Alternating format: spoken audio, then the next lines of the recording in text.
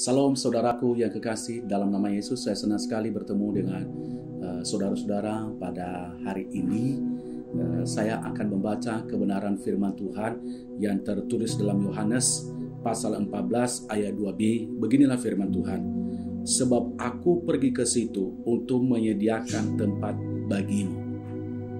Kalau kemarin kita baru merayakan, bahkan memperingati hari kenaikan Tuhan Yesus ke surga. Dan kalau kita membaca ayat hari ini, saya sangat menyentuh hati saya. Kenapa saya katakan sangat menyentuh? Karena ternyata Yesus pergi ke surga untuk menyediakan tempat bagi kita. Makanya saya berikan uraian khotbah saya pada hari ini, yaitu berkat kenaikan Yesus ke surga.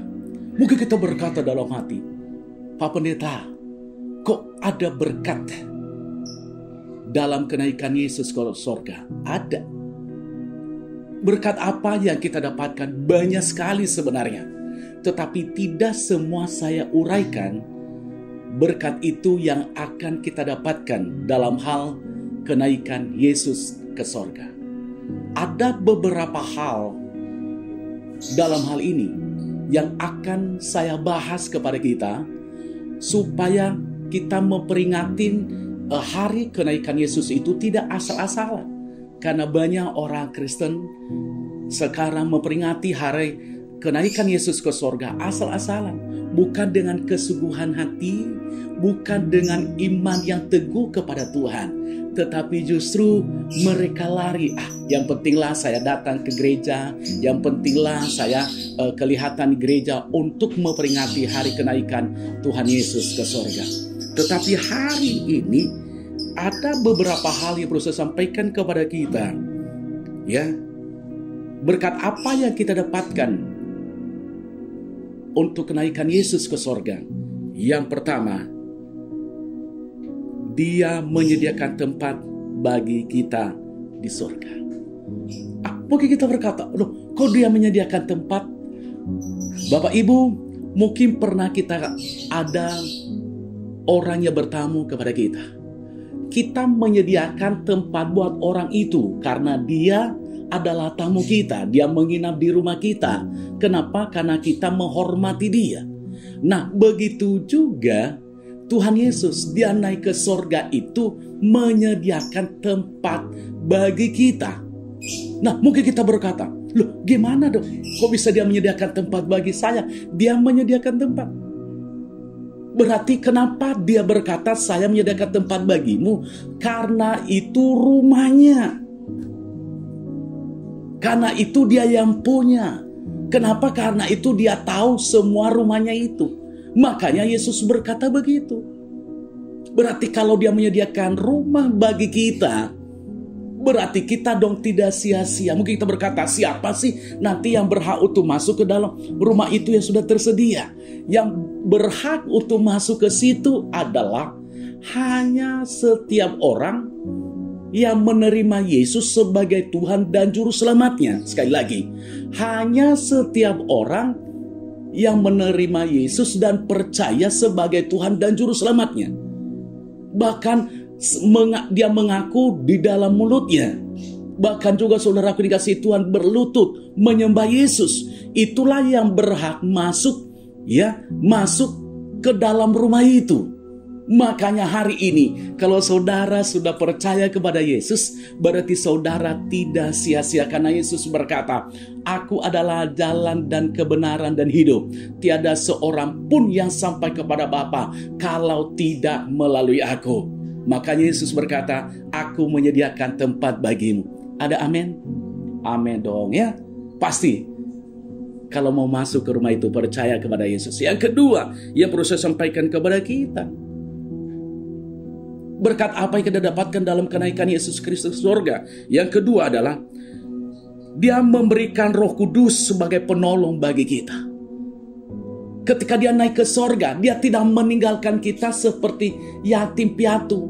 Dia tidak pernah meninggalkan kita sendirian, tetapi Dia berikan penolong kepada kita. Itu berkat yang kita dapatkan. Berarti kalau kita percaya Yesus, aduh enak banget saudaraku dikasihi Tuhan. Dia tidak pernah meninggalkan kita sebagai penolong. Kenapa dia memberikan penolong itu bagi kita? Supaya kita jangan jatuh. Ketika kita mau jatuh di dalam dosa, ada penolong, dia menegur kita, dia mengingatkan kita.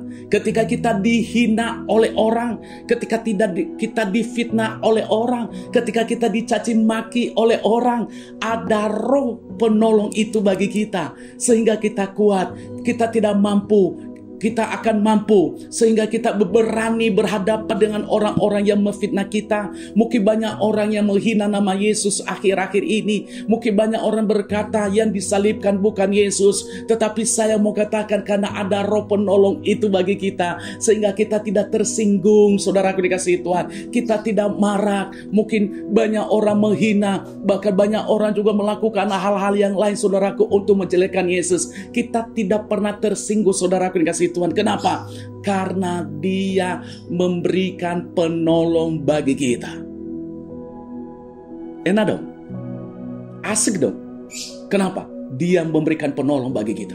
Berarti kalau dia memberikan penolong bagi kita, di situ kita akan mendapatkan berkat yang luar biasa. Makanya jangan takut saudaraku dikasihi Tuhan. Kalau banyak orang akhir-akhir ini menghina kita, jangan pernah takut. Kalau banyak orang akhir ini banyak mengecewakan kita, kalau banyak orang yang menyakiti kita akhir-akhir ini, jangan takut. Ada penolong itu, yaitu Roh Kudus. Amin. Amin. Yang ketiga yang perlu saya sampaikan kepada kita, berkat apa yang kita dapatkan dalam kenaikan Yesus ke surga? Yang ketiga adalah dia menjadi Tuhan bagi hidup kita. Dia menjadi Tuhan bagi hidup kita, saudaraku dikasihi Tuhan. Berarti kalau dia menjadi Tuhan dalam hidup kita, dia akan selalu menyertai kita. Kalau dia menjadi Tuhan di dalam kehidupan kita, dia selalu membimbing kita. Kalau dia menjadi Tuhan dalam kehidupan kita, dia akan menuntun kita.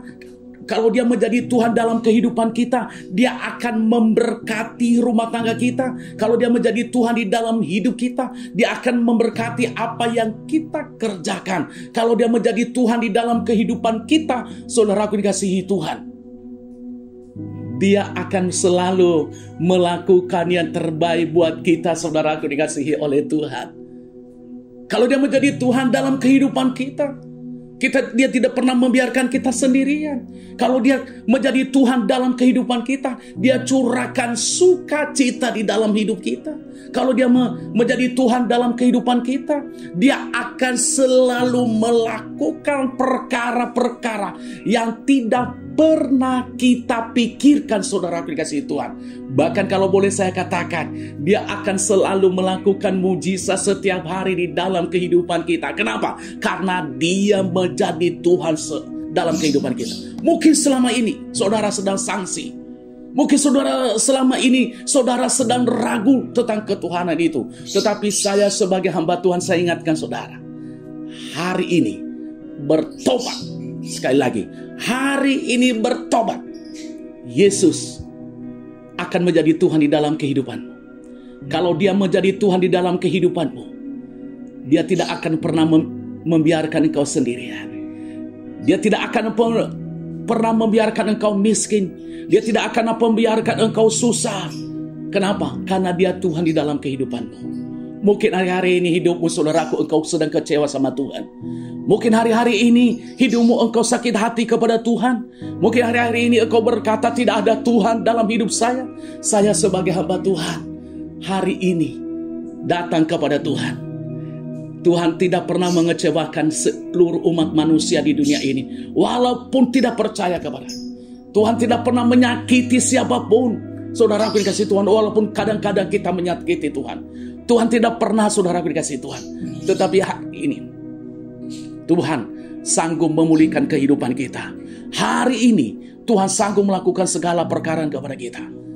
Nah, itulah berkat yang kita dapatkan kalau Yesus, karena Yesus sudah naik ke sorga.